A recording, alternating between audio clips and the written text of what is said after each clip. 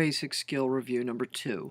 We're just going to cover 4 things: select all, deselect all, set selection start, and set selection end. So when you have material in your timeline, sometimes it can be convenient to select everything very quickly.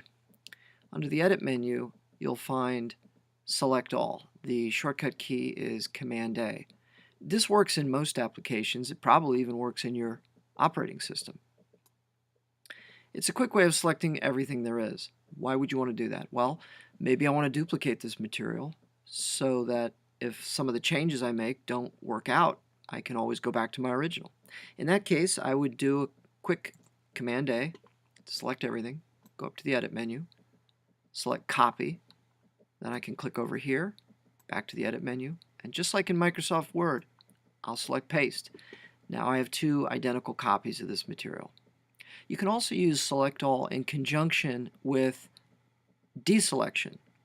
What do I mean by that? Well, let's say Command A, we've selected everything, but really I only want 1/3 of this material. Well, I can Command deselect that material, leaving me with a smaller subselection. Okay, I can even individually Command deselect certain other clips.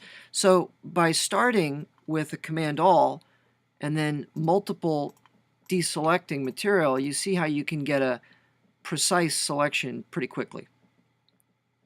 Now the opposite of Select All is Deselect All. You just add a Shift. Okay, the shortcut is Shift Command A. That basically makes sure nothing is selected.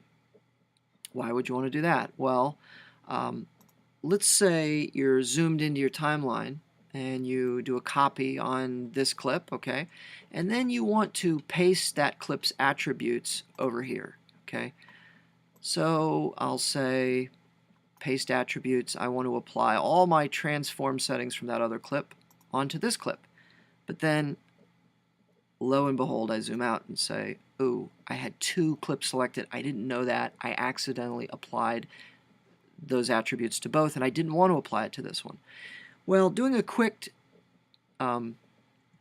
Shift Command A is a good habit to get into before you start making, selections, especially if it's multiple selections, because that way, when you're zoomed in to your timeline, if you do a Shift Command A to start off with, you know that you're starting from 0, and what you select will be the only selection. There won't be something that you can't see that is selected because you got in the habit of doing that Shift Command A.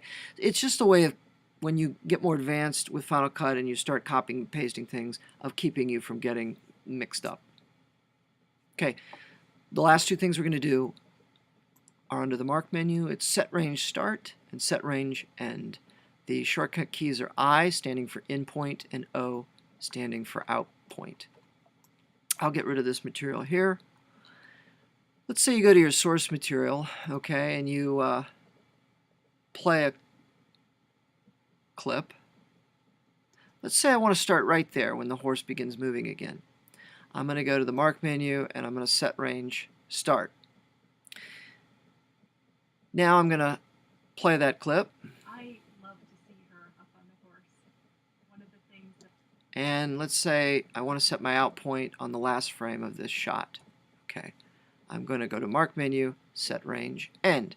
Then I'll come down here, I'll set my playhead after the last frame, and really I don't have to set an in point down here. I can, if I want to, set an in, but having the playhead parked where I want the in to be is good enough. That will actually be a default in point. Okay, if you don't set an in, wherever the playhead is becomes your in point.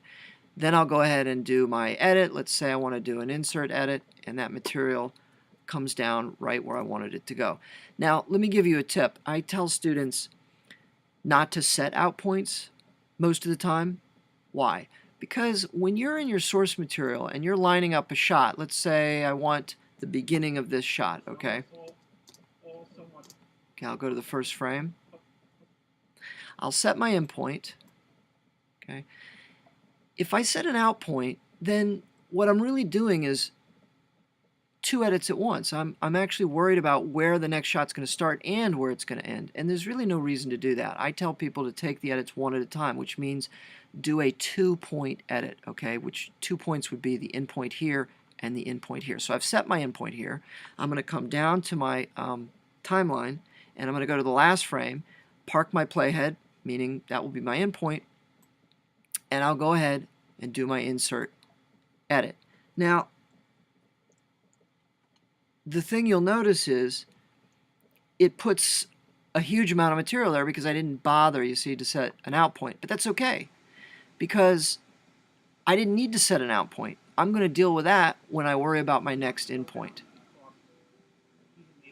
Okay, I'm going to cut right here. It's going to be my next endpoint. So I'll either park the playhead, or I can set it in if I want. Come up here, line up my next shot, okay, head an endpoint there, and do my insert edit right there. You see, I'm taking only the endpoints, and I'm letting the right side of my timeline be filled up with basically a bunch of junk, which I will then later delete, okay? So that's my advice. Set the endpoints on your source material, set the endpoint in your timeline by parking your playhead where you want the end to be, and then do your edit. It's quicker, and you only have to worry about one edit at a time.